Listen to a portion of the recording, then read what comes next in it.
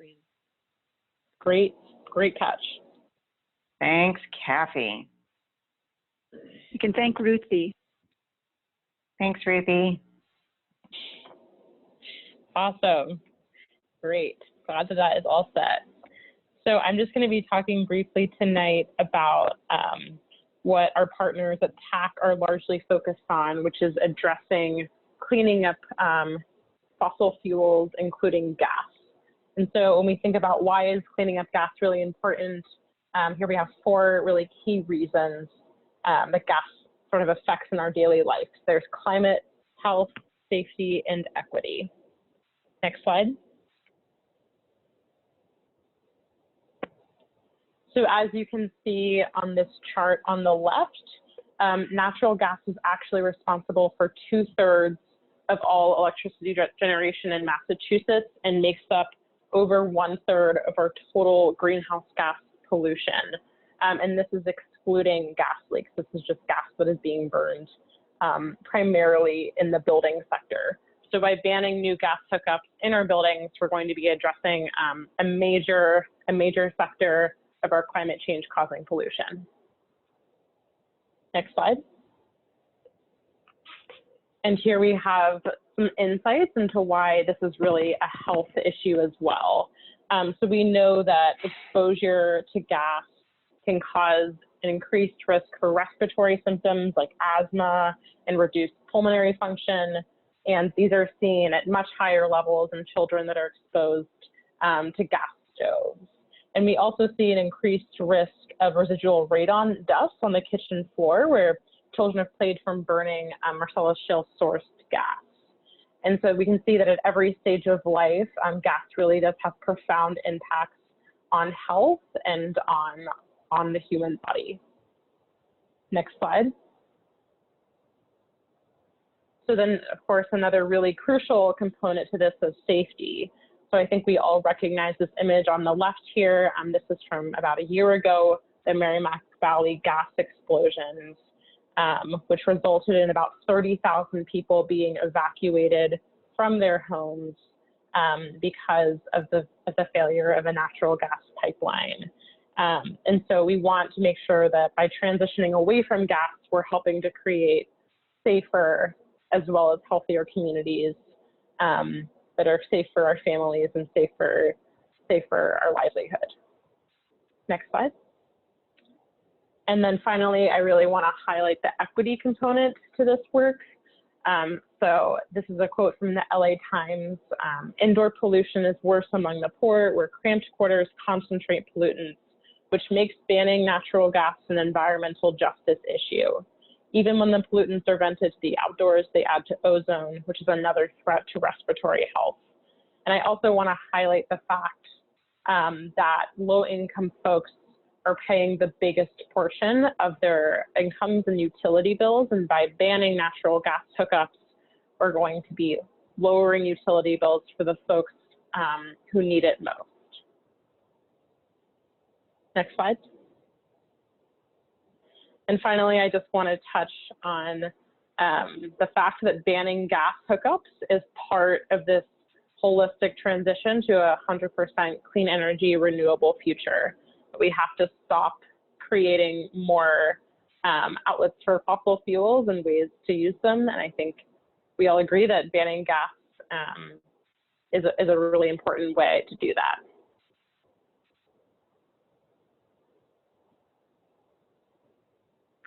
Okay, so this is the start of my section, and I'm Cathy Kristofferson with Plan NE, Pipeline Awareness Network for the Northeast. So we were formed during the Kinder Morgan Tennessee Gas Med fight to prevent the overbuild of gas pipelines in the Northeast. And this, although it isn't stopping a big pipeline, is certainly on our yes side of our mission, which is to have a public that understands where their energy comes from. And I learned a new safety issue with gas stoves just today when a friend told me that her gas stove is bolted to the floor. So, you know, which is great for people like me who don't want to clean behind appliances, but I'm like, wow, why is that? And she explained that they have to be bolted to the floor, because if kids play and accidentally open an oven door and jump on the door and tip over the gas stove, that is a safety risk. So that was totally a new one for me. Next slide, please. So I am pretty sure that almost everyone on this call heard about Berkeley, California, and their first in the nation ban of gas hookups. And what that does is it prohibits gas piping in new buildings. So gas piping for heat, hot water, and food, gas cook stoves.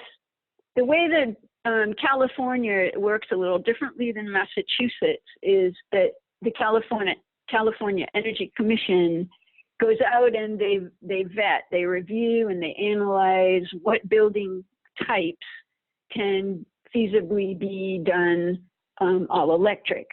Presently, they've only managed to vet new low-rise residential buildings, so that is what the Berkeley ban is stopping gas piping put into.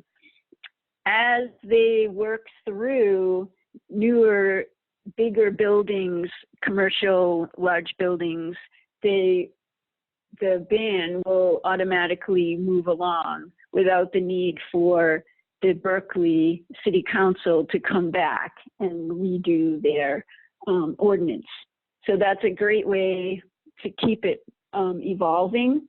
That will be something we'll have to think about here in Massachusetts, because we don't have a nice external commission doing all of that checking for us. Berkeley does have an exemption. Most places do seem to have one. And theirs is sort of where it's not physically feasible.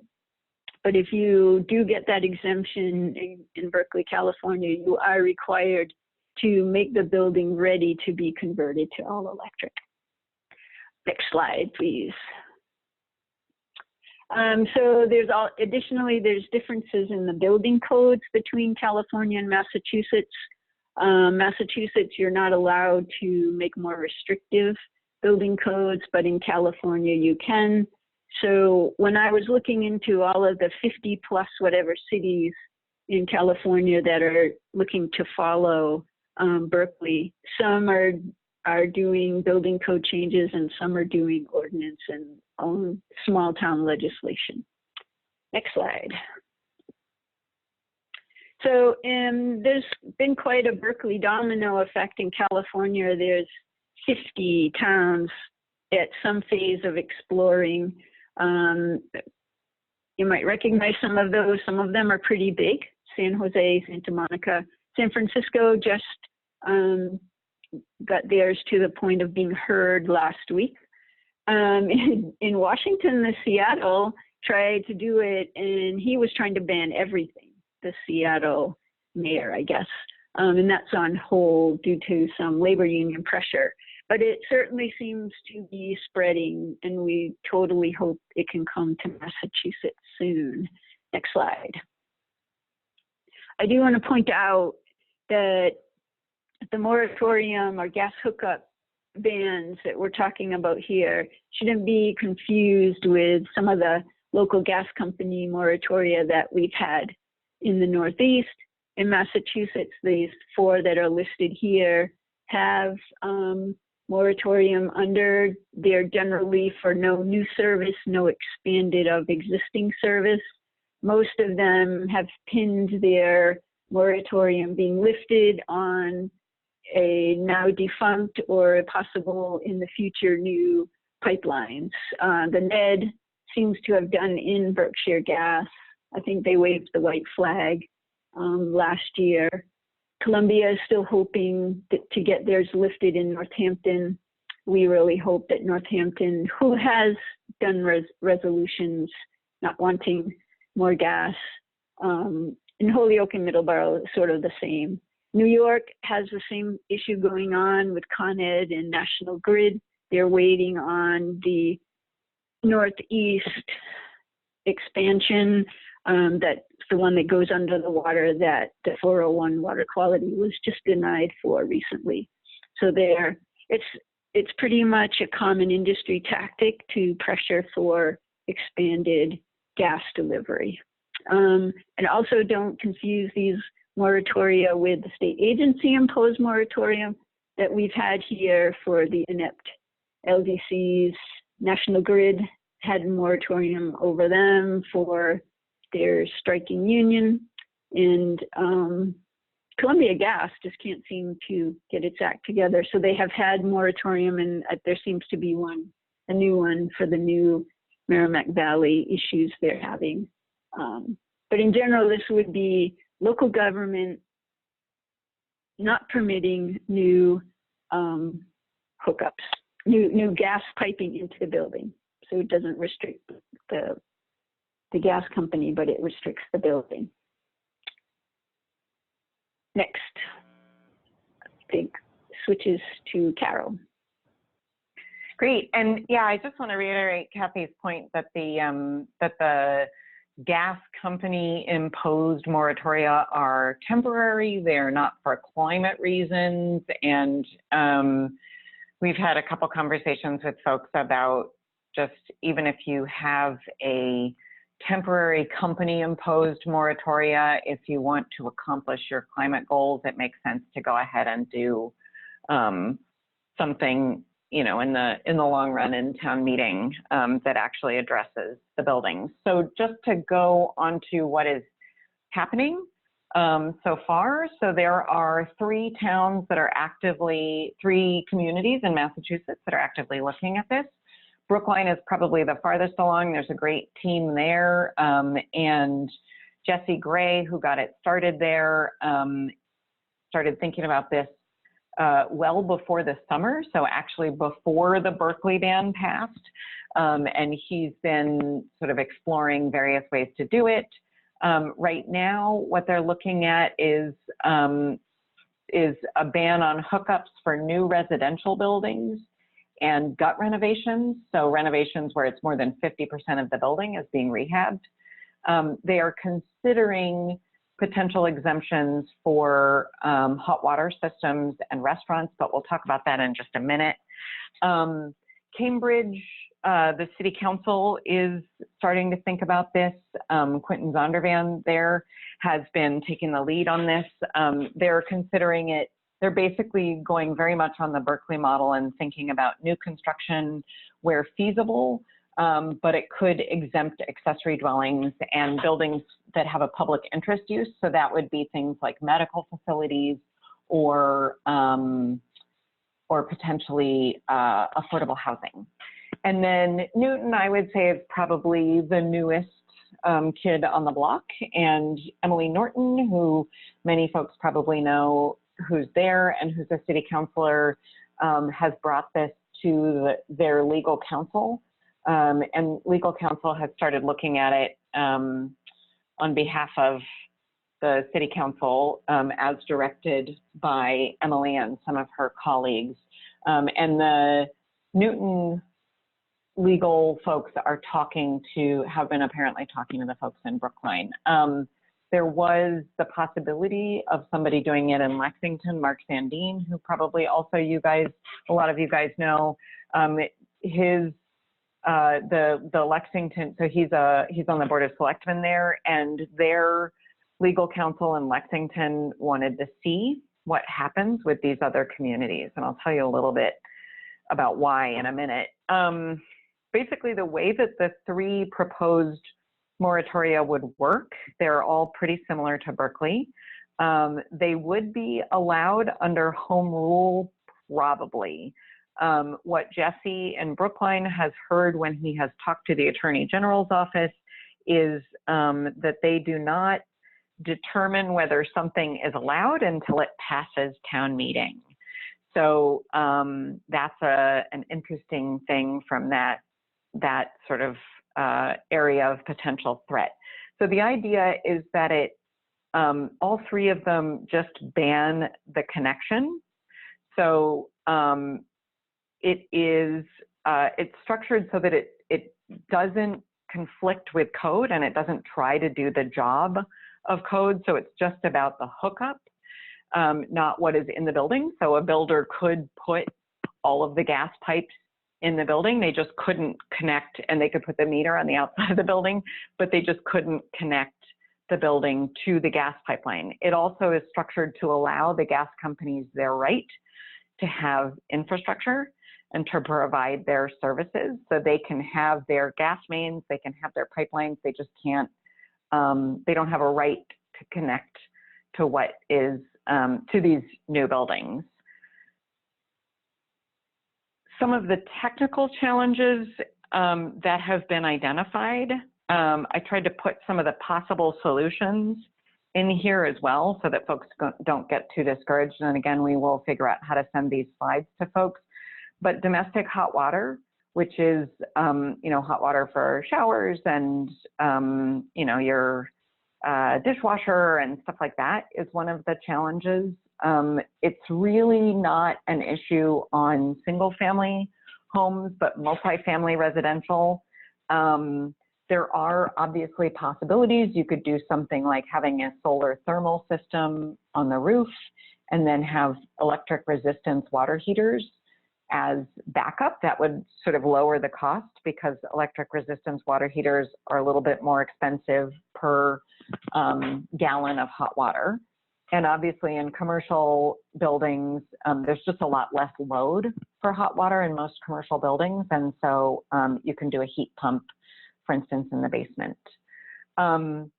Heating and cooling, so air heating and cooling, air or ground source heat pumps are a good solution for that, whether it's multifamily, single family, or commercial buildings. Stoves for residential buildings, you know, we have these fabulous induction stoves now, and Mothers Out Front has done a great job of really bringing that issue to the fore. And I think there are, one of the things that California has been finding is that there are certain cultural issues with getting rid of gas. So for instance, if you like to toast your tortillas on a flame, or apparently there are issues with woks working on how well they work on induction stoves. So depending on the wok. So the last challenge is backup generators. So if the power goes out, how do you continue to have electricity in the building? Obviously in a residential setting, in a single family setting, it's not really that big of a deal. Multifamily residential, not a huge issue. Commercial, you know, most have some form of backup generation already, and that is frequently diesel. The issue really comes with things like nursing care buildings, hospitals, and passive house buildings, because passive house really needs their heat recovery ventilator to work at all times when people are home. So those are some issues that have been identified. We are in the process of trying to find solutions, but that's actually something that I'd love to ask for help from you guys on. So we identified some needs for potential working groups out of this call, because you guys are obviously kind of early adopters and folks who are thinking about this ahead of a lot of different people. So, you know, in terms of some of those challenges that we identified, we have some ideas about technology. Having more precise ideas would be helpful. Knowing the cost, both for initial building costs and then also for operational costs, would be really helpful. And then we have managed to find an all-electric building that's in Quincy, but having more examples would be super, super helpful. We know they're out there. We just don't know exactly where and who built them and what the electricity bills look like for the people who live in there and that kind of thing. So those are research needs. Then obviously we're going to need to do some writing up of these case studies, so that, you know, particularly we can, with those examples of buildings that are all electric and are really working well for people who live there, so that we can, I think we'll all be much more persuasive when we're in front of our city council or a town meeting or, you know, whatever, when the time comes. I think also just kind of getting the news out that this is something that is important. And so there's an email on this slide for myself and Rebecca. I would actually encourage you guys, my inbox is sort of a permanent nightmare. And so I would encourage you guys to email Rebecca just because she is able to be a lot more responsive. But so we would love to, maybe if folks want to unmute themselves at this point, and the folks that I have muted, maybe I can unmute and we can have a conversation about this, because I think we want to hear from you guys, you know, what your questions are. And although maybe, sorry, somebody was just about to say something. Nope. This is Cathy. I can give you the first question, the winner, in the chat box. Okay. Andy is asking, what's the timeline on the legal procedural challenges? Do we have any sense of how long it will be before we have some implementation test cases to look at? And I presume, Andy, you mean for Massachusetts? You can shake your head. So I think so Brookline's town meeting is in mid-November. And so I think basically there are sort of two pieces to this. In some ways, I think it's likely we will not know anything until probably December. I'm hopeful that we will know things in time to, if everything stands and it seems ready to move forward, I would love to be able to have resources for you guys for spring town meeting. But I do think, it's likely to take a month. So mid-December is the earliest I think that the Attorney General's office would actually take action on the Brookline example. When I talked to Quentin last, he thought that November was a likely date also for the Cambridge City Council hearing. So I'm suspecting that probably all three towns are going to have some kind of movement in November and December, and then we will see how the legal shakes out, hopefully in December and January, and then we'll know a lot more. Okay, Cathy or Rebecca, do you guys have anything to add? No, I think I might add the comment that I saw in some of the reporting around the Berkeley ban ordinance was that they were given a lot of credit for having passed a climate emergency resolution, and that banning the gas was an easy flow because they had already sort of educated the population and the city council on the issues, and it just made it easier. So folks could consider that, even if it was a climate emergency resolution before city council and board of selectmen, not necessarily have to go through the whole town meeting, because we know there's a lot of deadlines and whatnot with getting on the warrant, etc. But it would seem that that was a good start in a municipality to start getting people, buying into more than just the storms, but how each municipality can play a role in helping to solve the climate problem. Yeah, and I think there are a bunch of you on the line who your communities have already passed net zero commitments in town meeting, or 100% commitments in town meeting. And I think this, maybe may serve the same kind of overarching function that the climate emergency declaration did for Berkeley, in that this would fit very nicely into, obviously, if you're going to go net zero, you got to get off of fossil fuels. The best way to do that is to stop building with fossil fuels. So, I know that I think Bedford is on, and you guys you're in a net zero process, and Newton certainly also is in a net zero process. So I think that that makes your lives easier. And Randy is asking, so to clarify, the way that this does not conflict with the building code is that the actual hookup between the building and the gas pipe is not covered under the building code. Right, there is not a requirement under the building code that you are hooked up to gas.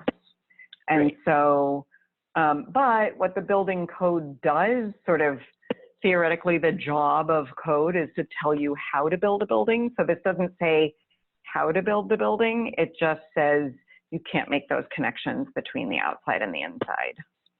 And in the, you know, again, that is likely to be the grounds upon which the Attorney General would challenge Brookline's moratorium, is saying you're trying to do the work of code with this. Right. But I think Jesse's been pretty careful about the way that he's structured it to avoid that. Right, and I think that they are kind of working with the AG's office, although they can't get any kind of ruling until it goes through. Mm-hmm. Mm-hmm. And I think you said earlier, Carol, that we don't know where the all-electric building in Quincy is. We do know where that is, actually. Oh, we do. Okay. Yeah. So you can talk to we actually Faye know then. somebody who lives there. That's great. No problem. Yeah, I know. We're considering asking her if she'll let a whole bunch of us troop through her apartment because we're so fascinated by this idea. Wait till muddy season. Yeah, and Randy also is asking that at the climate strike, there was a group of architects, and are any of us trying to work with them? That's probably something good here for the working groups to deal with. Yeah, and actually, maybe Rebecca, do you want to just talk about a little bit about the stretch code work that we've been doing?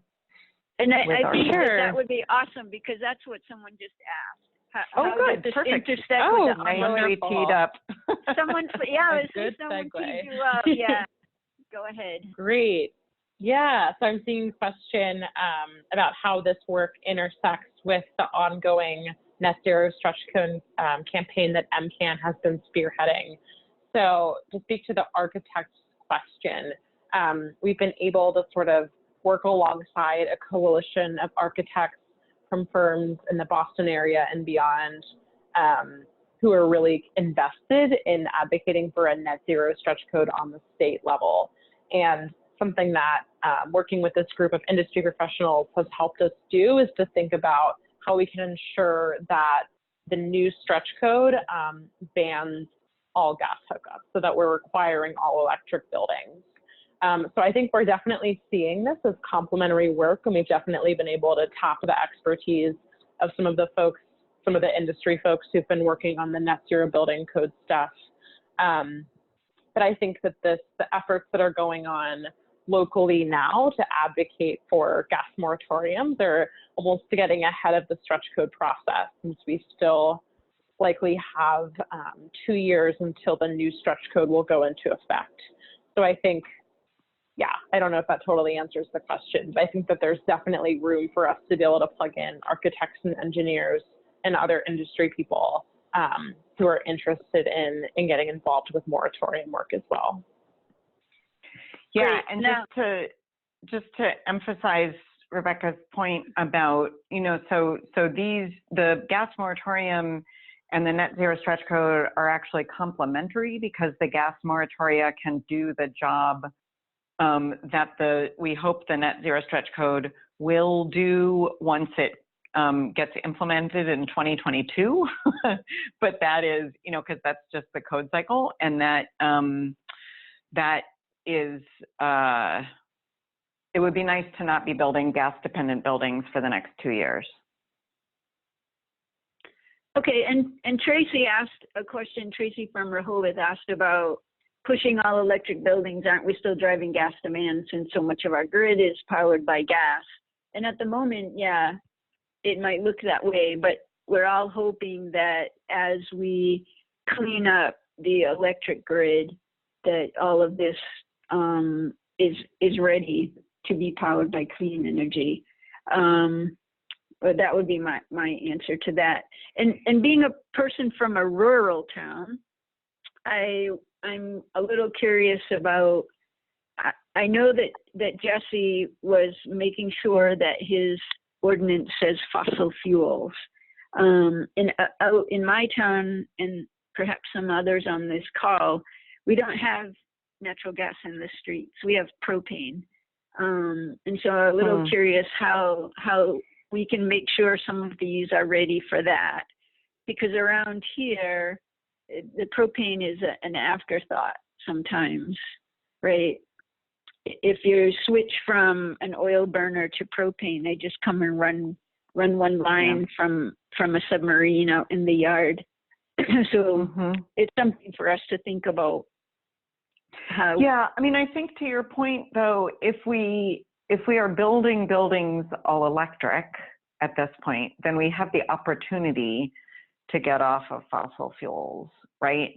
So, so we can clean up the grid. It is, you know, we already hear the argument about like, oh, it's too expensive to solve climate change.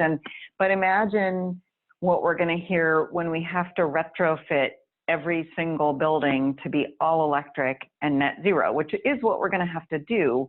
But the less of those that we have to do, the better off we will be. And the more examples that we have already of people living in more comfortable, you know, more desirable, all electric buildings that are net zero, the more people are going to want to do that in their existing buildings. Yeah, and actually somebody, Ellie, has put in the chat about a new townhouse that is propane, not gas. And it depends on how the gas hookup is done in the town, whether that's impacted or not. There's also the concern, I think, for transitioning older buildings, like we saw in Lawrence, they just don't have the electric infrastructure to deal with all electric appliances. I'm not sure about this question about any progress in solar panels on multiple family buildings. That's not really our issue tonight. Yeah. Can I explain myself? The reason I asked that is related to the question that you just read. If the electricity is only 14% clean energy at the time, and we're trying to change that with aggregation and all kinds of other things, then it would be wonderful to have solar panels on these buildings that we want to be all electric. And that's why I asked that question. I know that right now there are problems with getting, you know, solar panels on multiple family buildings, large, you know, low-rise and high-rise developments. So, and I will say that one of the issues with doing that frequently is that the way that, you know, there's, as everybody knows, when you build a building, you need all of these, you know, sort of pipes and tubes and stuff coming out of the tops of buildings, usually is how they're structured. And so it can be hard to find places to put solar on these buildings. So I will say that the stretch code at this point does require solar ready for roofs. So you have to prove, in theory, you have to prove that your roof could have solar put on it to at least meet some portion of the building's demand. That is not always something that building inspectors actually hold the building developers and the plan drafters to. So we would like to see more of that. I agree. I think it's we need to have more of our buildings have their own power generation on them.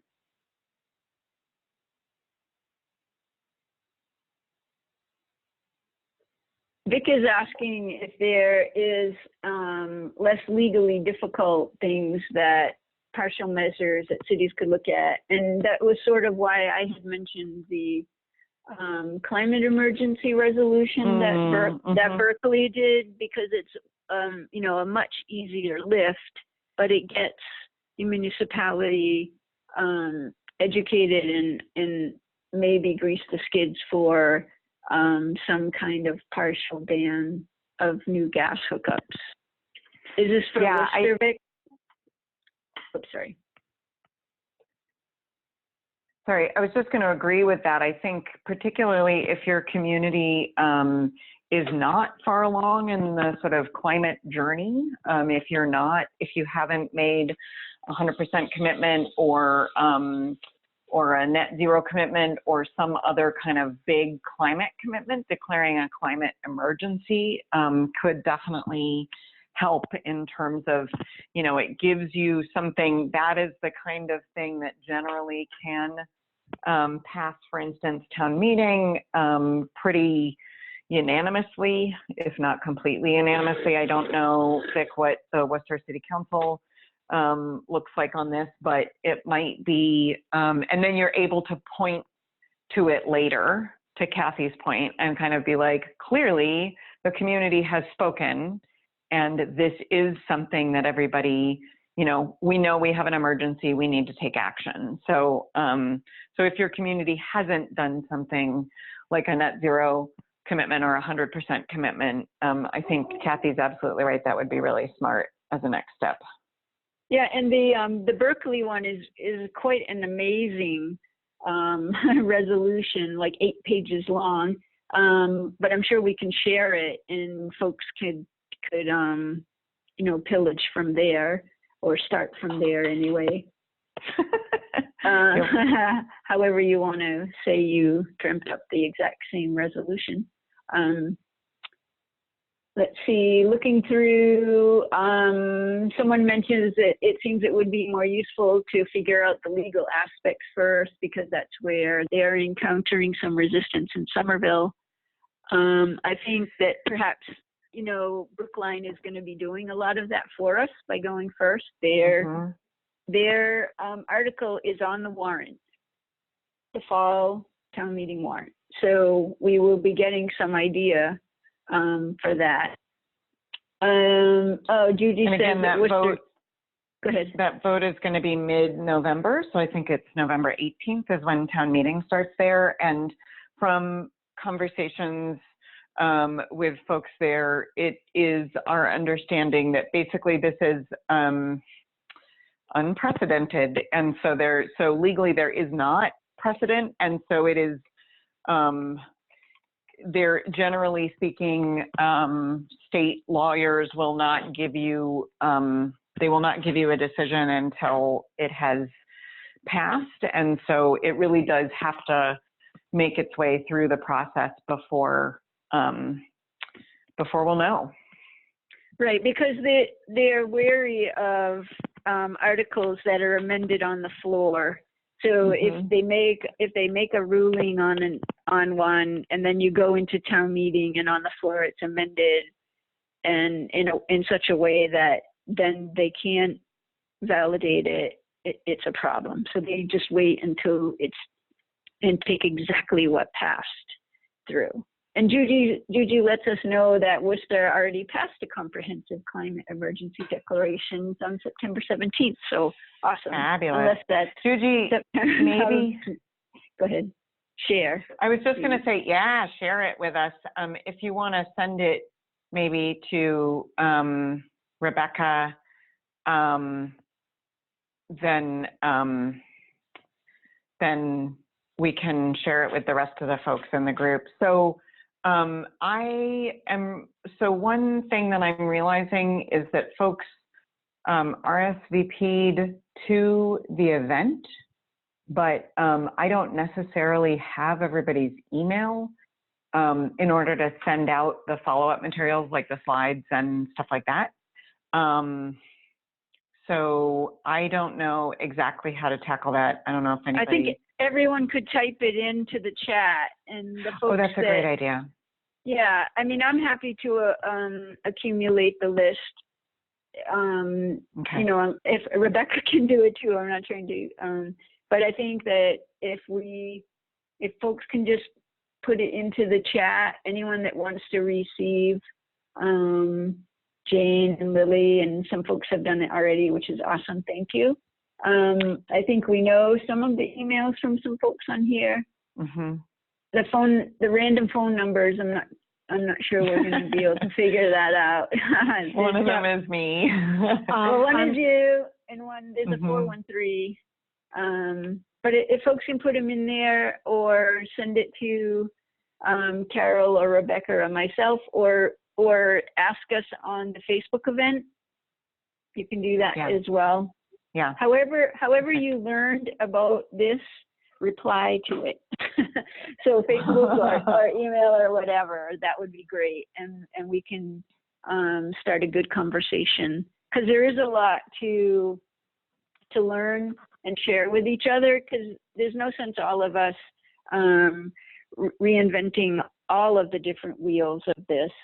Because I saw that in California that they were not giving exemptions for restaurants, and restaurants were not having a big deal. But from what we hear in Massachusetts, they cannot cook without gas. So I think that if we can find good examples, same with the large-scale hot water for multifamily buildings, that getting good examples of where it's actually working, not just, oh, I found this on the web kind of thing, would be great.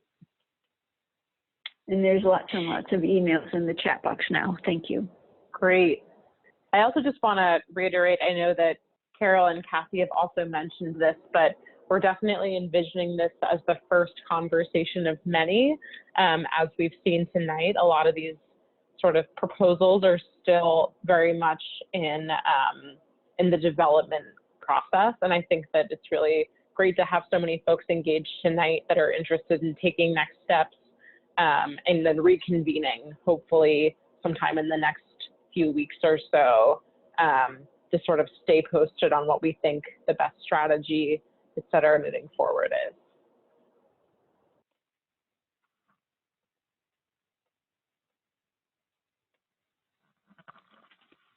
Yep, so I can no longer read the chat box because my DSL just went down. So, oh no! But that's pretty good. Look, it went a whole 52 minutes. Now everyone knows why I call on my phone with these and just watch the rest online.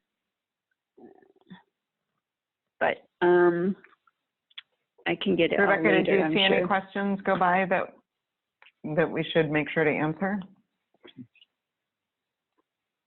Yeah, I'm just reading some now. So there's a few folks that are posting references and links to NEEP's report on air source heat pumps and how they save money compared to oil and propane. And I think that's definitely a great resource that we can share tomorrow. Carol, would you want to speak to this question?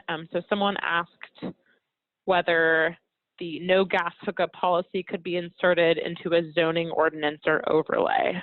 So the thing with zoning, as you guys probably know, is that it's actually super hard to get passed in communities. You have to have a 2/3 vote in town meeting in towns. And so like that was actually, Brookline specifically structured theirs so it was not zoning. If you if you have the zoning nailed in your community and you know that you can get zoning passed, then I would encourage you to get in touch and let's definitely think about it, because I think that might be possible. But I think the really just generally speaking, in most communities, it is really a heavy lift and a high bar, and so it's hard to get zoning changes done if they're not something super, super popular, like, like a solar overlay district or something like that. Yeah, and then one other question I'm seeing that I don't think we've touched on yet is towns have different statutes than cities, I'm told. Is that correct? And I can speak to that if that's good with you guys. So towns have to go proposals like this have to go through the AG's office when they come through towns, whereas cities, so Cambridge, for instance, only has to have the moratorium approved by the city solicitor. But it's definitely a little more strategically complex than that, because if the AG overturns a Brookline moratorium, then there'll be basis to overturn a Cambridge moratorium as well, even though it didn't have to go through their office to get initially approved. Anything you want to add to that, Carol or Kathy? I would just say that in cities, they sort of go through their own legal process, and that can that actually can also bog things down. But yeah, what Rebecca said is absolutely right.